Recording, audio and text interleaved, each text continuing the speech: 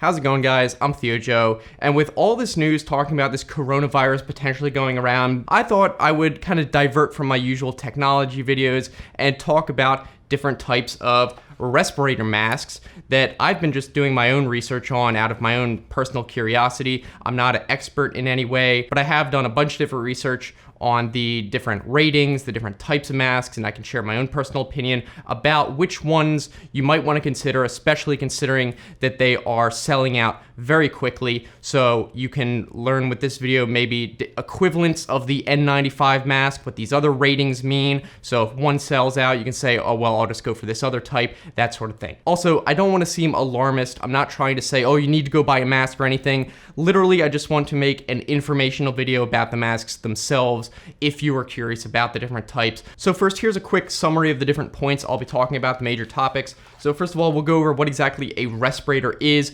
because spoiler alert, it does not need to look like this big hunkin' thing to be a respirator, but you should get a respirator. So we'll talk about exactly what that means. Then we can go over the different rating systems like N95, P100, what does that mean? And also ones by other countries. So if one rating mask sells out all over the place, you can potentially search for the equivalent used by other countries and get the same thing. And then we can go over the different styles of masks, like what's the difference between these, my opinion on which ones you should get if you have to choose one, and then some other random tips that might be useful as well. So to start off, one of the first and most important things I would say is you want to be searching and looking for respirators specifically. I would be very cautious about buying anything online that's only labeled as being a breathing mask or a dust mask.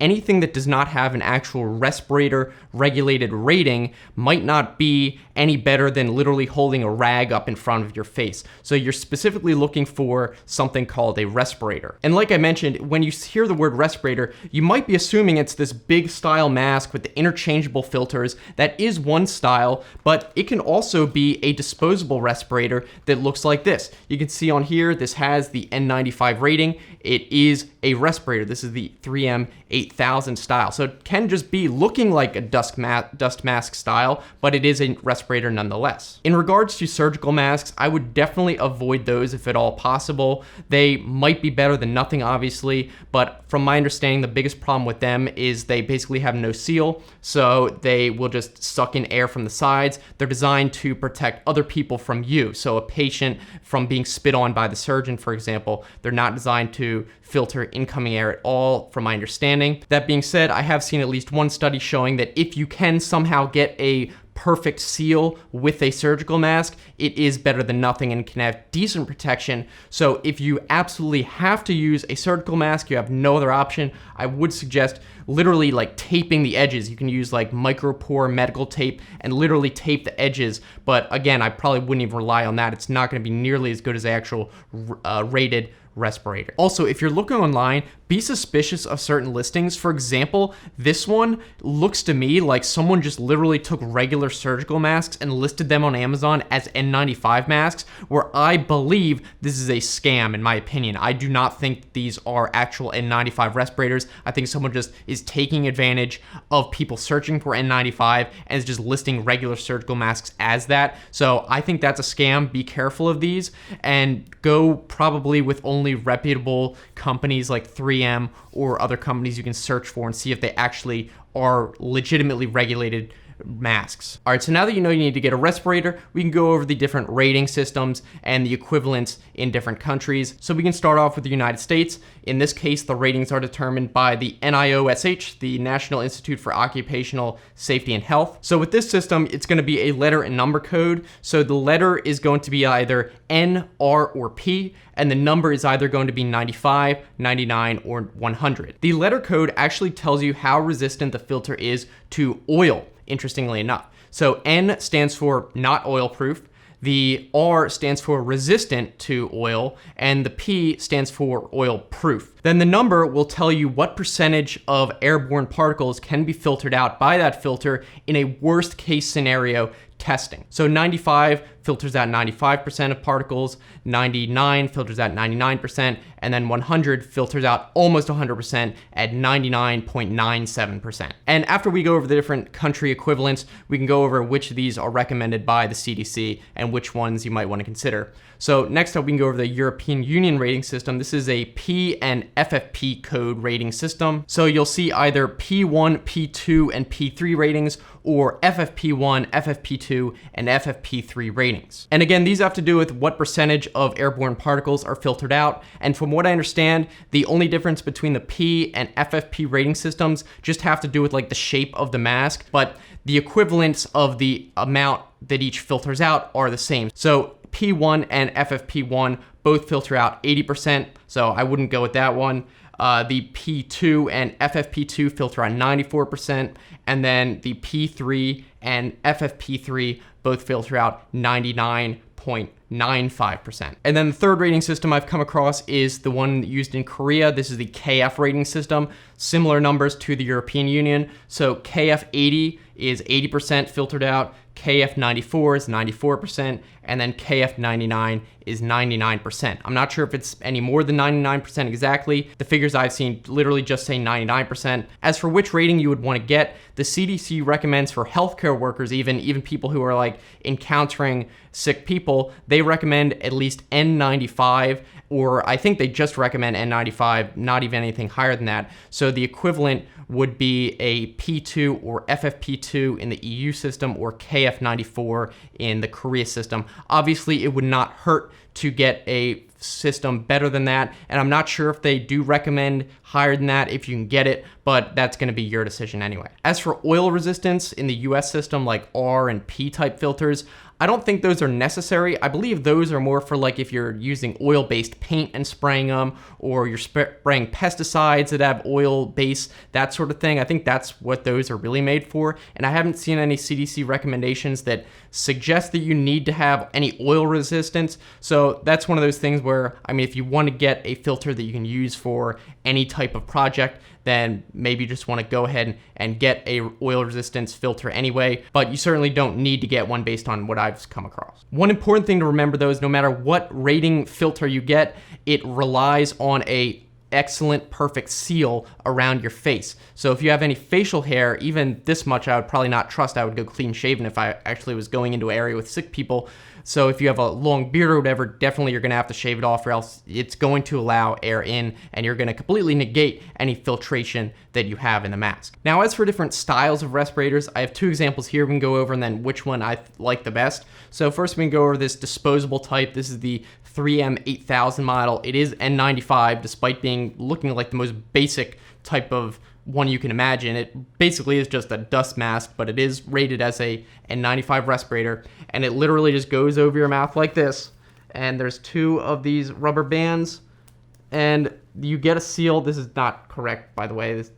I'll try to get it correct. I would spend more time on this, but basically there's a little metal piece here that you kind of bend to try to get a good seal against your nose, but it's really not ideal. I would probably not trust this, because you can't really be super sure if there's not any cracks on the sides or whatever. This is not easy to fit at all, but again, it'd be better than nothing.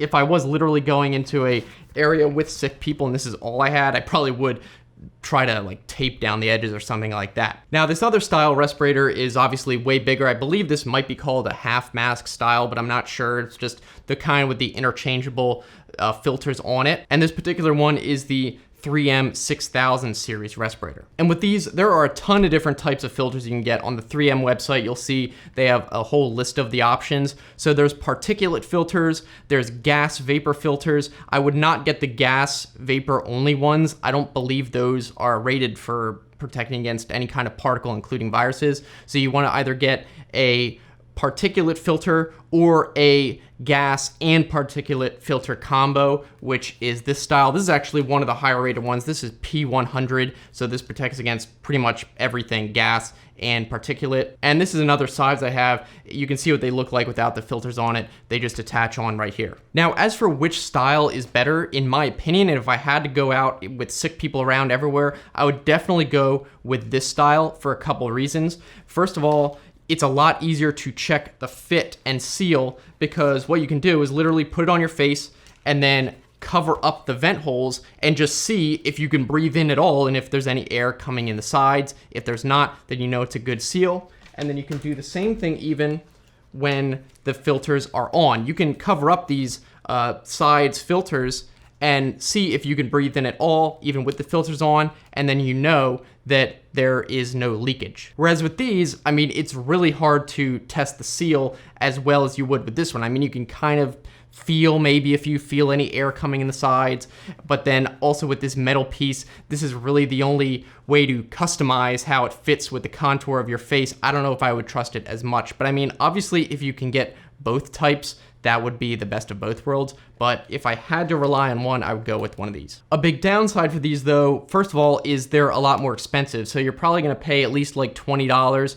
for just the mask itself, and then the filters can cost anywhere from like $7 to $10 for each filter, or like $20 for a pack if you get the really high-end kind. And based on what I've seen, even the most basic N95 interchangeable filters are like $7 per set at least. But one thing to consider, of course, is those might last a lot longer. These, you're supposed to throw them out on every use. So with these interchangeable ones, you can reuse them a little bit, at least for several hours. Again, that's all gonna have to be down to you. Another possible downside is wearing for a long time. These are probably gonna be a little bit less comfortable because these filters and the whole mask is kind of heavy. So this means you have to strap it around your head pretty tight. So if you're wearing this for several hours, on top of making it harder to breathe through a filter in general, this thing is gonna be on your face pretty snugly, so just consider all that. Another thing to consider when you're looking for which rating of filter is the higher the rating, probably the harder it is to breathe through. So with the P100 filter,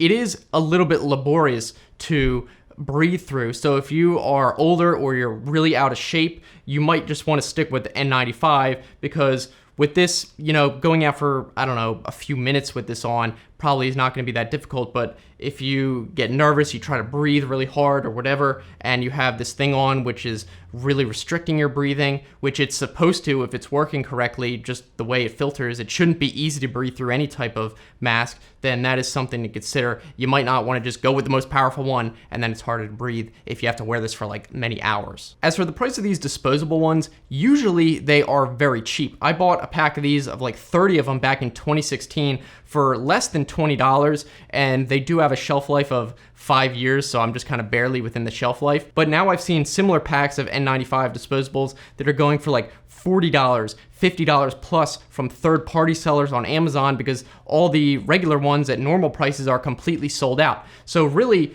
you might go online, and unless you want to spend like $100 for a pack, this big type might be literally your only option, or the most economical option anyway. And based on what I've seen, this style still is in stock, whereas the disposable kinds are pretty much all sold out everywhere unless you do want to pay a huge markup, whereas these are pretty much available still at normal prices. And interestingly, you might think, well, they're selling out because everyone's panicking, they all want to buy a mask in case it comes to America or your country or whatever. Apparently that's not the case.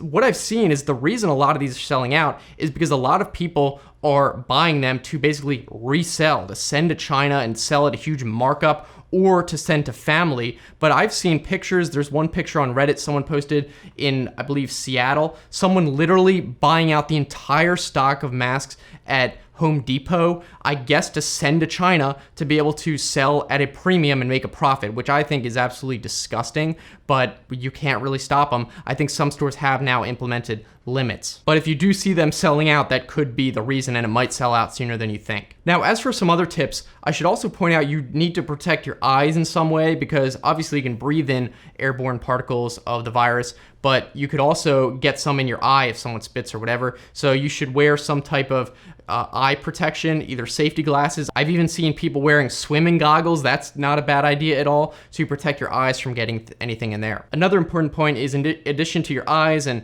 breathing in, you don't want to touch anything that's contaminated and then touch your face while you're not wearing a mask. So once you go to take this off, definitely wash your hands before you touch anything else, including your face, or else you will get contaminated that way, and then this this can't help you. So anyway, I think I covered everything I wanted to talk about, so let me know in the comments if you found this video helpful. If you want to keep watching, another related video I made a while ago that you might find interesting is talking about 13 cool tools that you might have never heard of before. I'll just put that link right here if you want to click on that and check that out. So thanks so much for watching, guys, and I'll see you in the next video.